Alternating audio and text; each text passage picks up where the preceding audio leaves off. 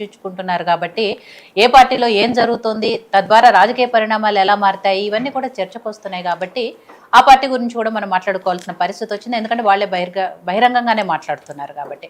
గత కొన్ని రోజులుగా ఈ బీజేపీలో ఏవైతే పరిస్థితులు చోటు చేసుకుంటూ వస్తున్నాయో వాటి గురించి ఏం చెప్పదు?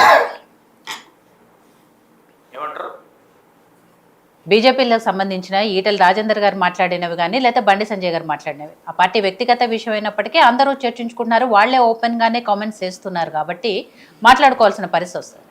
అంతకుముందు రాజాసింగ్ గారు మాట్లాడినవి కానివ్వండి, ఇవాళ ఈటెల రాజేందర్ గారు సంజయ్ గారు మాట్లాడిన విషయాల గురించి కానీ ఏం చెప్పదలుచుకున్నారు? మీకు అక్కడ ఉన్నటువంటి మిత్రులు అందరూ కూడా నమస్తే. ఇది సహజంగా ఈ మధ్యకాలంలో అంటే ఒకప్పుడు కాంగ్రెస్ గురించే సర్వత్రా మనం కాంగ్రెస్ గురించి చర్చించుకునేది. తర్వాత మొన్న మా పార్టీలో కూడా ఇట్లాంటి సందర్భాలు కొన్ని వచ్చినాయి. ఇప్పుడు కొత్తగా అంటే ఈ భారతీయ జనతా పార్టీ తెలంగాణ అధ్యక్ష ఎన్నిక ఒక వివాదాస్పదంగా మొదలైనటువంటి సందర్భం నుంచి, అంటే అంతకుముందు రాజాసింగ్ గారు తరచూ వ్యాఖ్యలు చేస్తున్నటువంటి సందర్భం, ఆ అధ్యక్ష ఎన్నికలో ప్రజాస్వామ్యబద్ధంగా ఎన్నిక జరుగుతుంది, నామినేషన్లు వేయచ్చు, తర్వాత విత్డ్రాలు ఉంటాయి అని చెప్పినటువంటి, ఒకవేళ విత్డ్రా జరగకపోతే ఎన్నిక ఉంటుంది అని చెప్పినటువంటి భారతీయ జనతా పార్టీ అసలు ఎవరిని కూడా నామినేషన్ వేయకుండా చేసినటువంటి సందర్భం అని బహిరంగంగా రాజాసింగ్ గారు బయటకు వచ్చి చెప్పినటువంటి సందర్భం.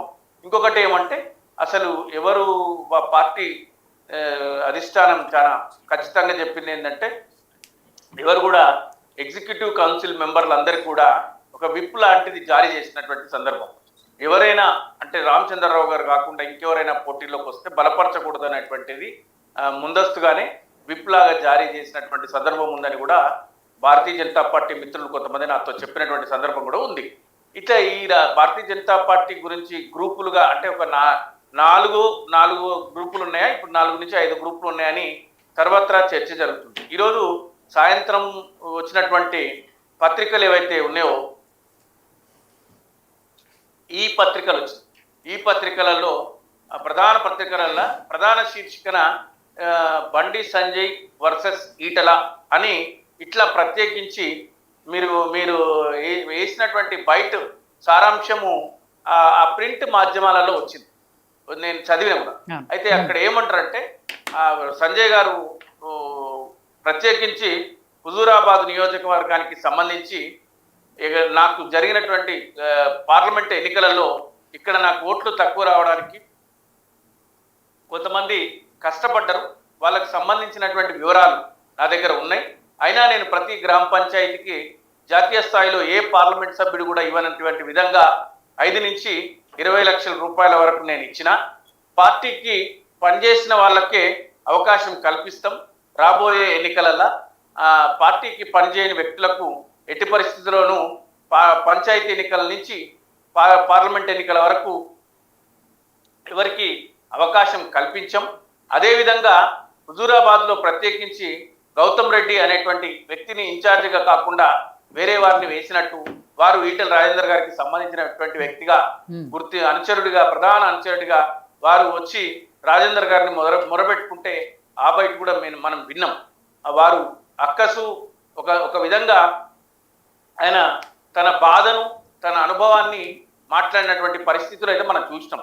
అంటే నేను 2 సార్లు జిల్లా అధ్యక్షుడిగా పనిచేసిన, గతంలో 2 దఫాలు జిల్లా మంత్రిగా పనిచేసిన, నాకు తెలియని, నేను అడుగుపెట్టని గ్రామ పంచాయతీ లేదు అంటే ఈటెల రాజేందర్ గారు చెప్పకనే వారి మాటల వల్ల ఏమర్థమైందంటే, వారి యొక్క ప్రాభవం లేదా వారి అనుచరులకు అవకాశాలు లభించటం లేదని, వారు అసలు వర్గాలే ఉండవు, పనిచేసిన వారికి పార్టీ అవకాశాలు కల్పిస్తుందని ప్రత్యేకించి హుజూరాబాద్ కాన్స్టిట్యున్సీలో జరుగుతున్నటువంటి ఈ సందర్భం ఉంది.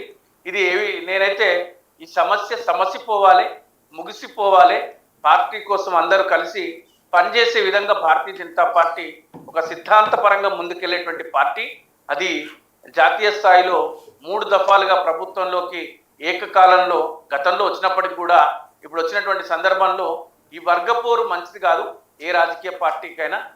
ఒక బీఆర్ఎస్ పార్టీకి సంబంధించినటువంటి వ్యక్తిగా నేను ఆ పార్టీలో అందరు కలిసిపోయి పని చేసుకోవాలని అయితే నేను కోరుకుంటున్నాను. రైట్.